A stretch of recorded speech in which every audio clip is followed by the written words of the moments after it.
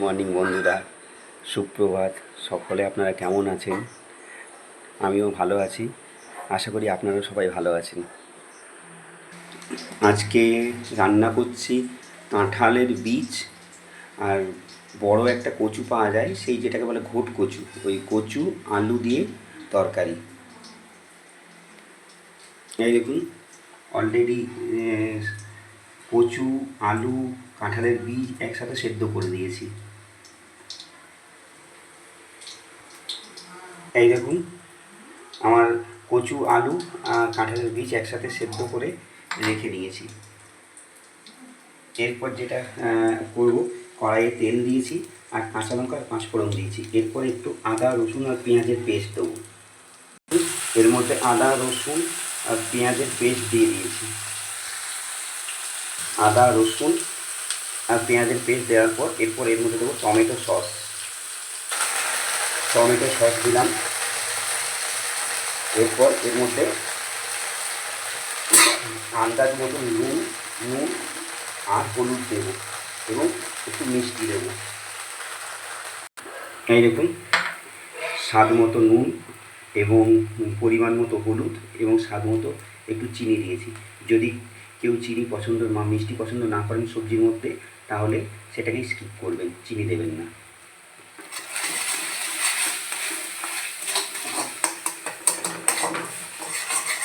Actually আমার মোবাইলের ক্যামেরার কোয়ালিটি খুব একটা ভালো না, তাই হয়তো সাউন্ড এবং ভিডিও দুটোই হয়তো খুব একটা ভালো আসে না, তার জন্য আমাকে ক্ষমা করবেন। তবু চেষ্টা করি যতটা ভালো করার।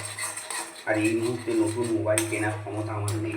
একটা প্রাইভেট জব করে, হ্যাঁ, প্রাইভেট জবের মাইনে যে খুব একটা নয় সেটা তো আপনারা সকলেই জানেন। তারপরে সংসার চালানোর পর, নিজের ছেলের পড়ার খরচ চালানোর পর নতুন করে বাহুল্য কিছু কেনা সম্ভব হয়ে ওঠে না। হ্যাঁ, তবে সম্ভব হবে যদি সেটা আপনারা চান। আপনারা যদি আমার চ্যানেলটাকে সাবস্ক্রাইব করেন বেশি বেশি করে এবং ভিউজ বাড়ে, ফলো, তাহলে হয়তো আমি একটা স্টেজে পৌঁছতে পারবো এবং কিছু আর্ন করতে পারবো, ইনকাম করতে পারবো এবং সেখান থেকে একটা দামি মোবাইল কিনতেও পারবো। কিন্তু সবাইকে প্লিজ আপনাদেরকে হাত জোর করছি, রিকোয়েস্ট করছি যে আপনারা আমার চ্যানেলটাকে সাবস্ক্রাইব করুন এবং অনেক বেশি বেশি ভিউজ যেন বাড়ে, সেই দিকে একটু খেয়াল রাখবেন। এরপর এর মধ্যে দেবো জিরে গুঁড়ো। এই দেখুন, জিরে গুঁড়ো দিলাম। জিরে গুঁড়ো দিয়ে ভালো করে আবার মশলাটাকে ভালো করে কষিয়ে নিতে হবে।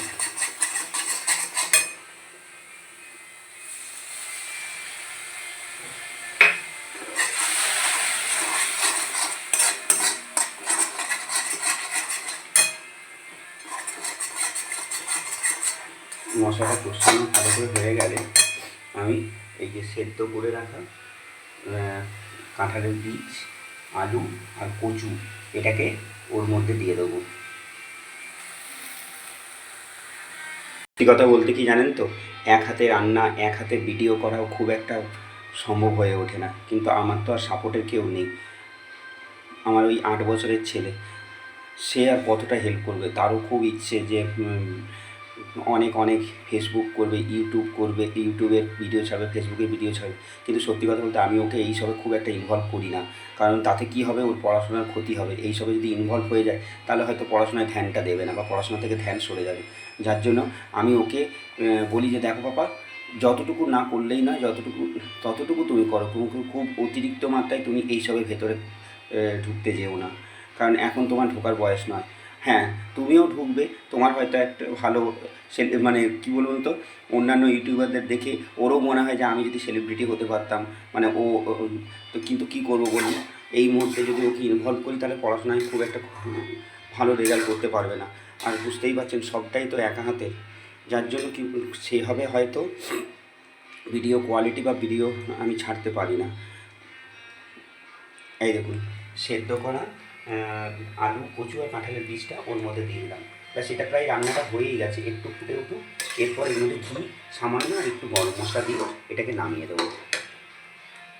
যাই দেখি, এবার আমার ছেলেটাকে ওঠাই গা, কেন 7টা বাজছে, সকাল 7টা বাজছে। এই বাবা, পাপা, গুড মর্নিং সোনা, ওঠো। আর শুনো না বাবা, 7টা 20 বেজে গেছে। বাবা ওঠো, মুখ ধুতে হবে, তারপরে চান করতে হবে, ব্যায়াম করতে হবে, জল খাবার খেতে হবে, স্কুলের জন্য রেডি হতে হবে। ওঠো, দেরি হয়ে যাবে শোনা। পাপা চলো ওঠো, ওঠো, গুড মর্নিং পাপা। এই দেখুন এখন উনি অসল মসল করছেন।